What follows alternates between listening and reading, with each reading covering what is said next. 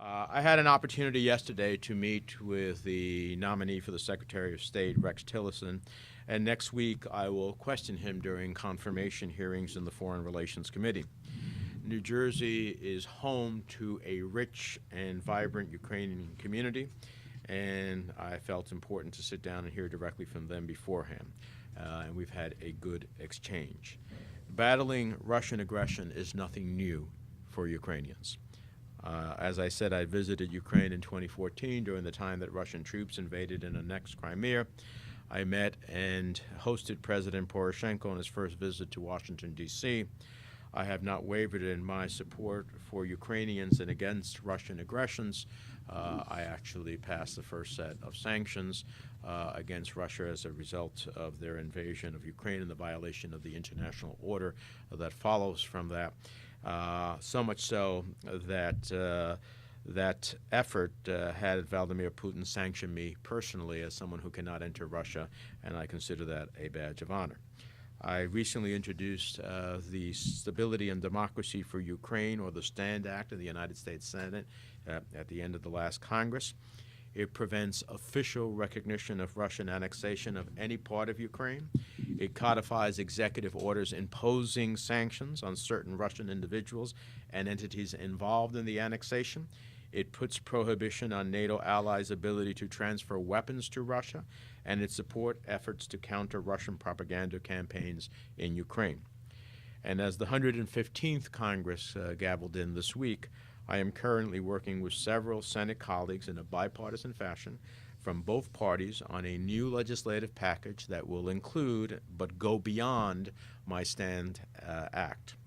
As I've told these Ukrainian leaders today, I'll continue to seek voices on both sides of the aisle to support legislative efforts that reject Russian rule over Crimea and take stronger and more aggressive sanctions to send a signal that the policy of dictatorial actions and annexation can never and will never be tolerated.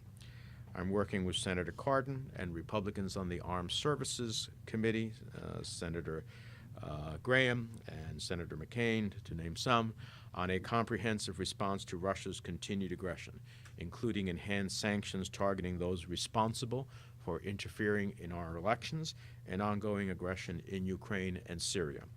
In addition to punitive measures, we are also exploring ways to proactively support our allies and bolster democratic institutions across Europe.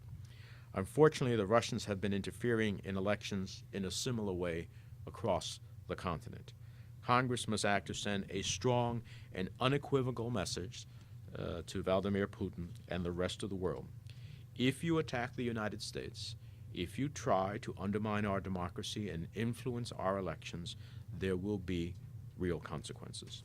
More broadly, as we face a new president who seems to have a different understanding of the relationship that and the challenge that we have with Russia, it has never been more important for Congress to stand strong.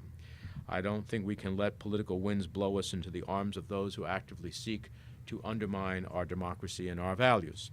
We must continue to push back against aggression in whatever form it comes. And after meeting with Rex Tillerson, let's just say I have serious concerns about his worldview and his overall depth of understanding of U.S. foreign policy. While he correctly identified Russian aggression across Eastern Europe as one global challenge, he did not offer any concrete solutions to countering Russia or its leaders. With Putin's latest brazen interventionism in our own electoral process, I was deeply alarmed by some of Mr. Tillerson's answers where he explained why Russia is not the partner, quote, not the partner we had hoped them to be. Let me be clear, Russia is certainly not a partner. And I would even go as far as saying that they are adversaries in many respects. Some of Mr. Tillerson's answers about how to address dictatorships make me further question capability to effectively lead our nation on the global stage. I'm also deeply skeptical about his actions of the CEO of Exxon in Russia and Iraq that were in direct contravention to express United States policy.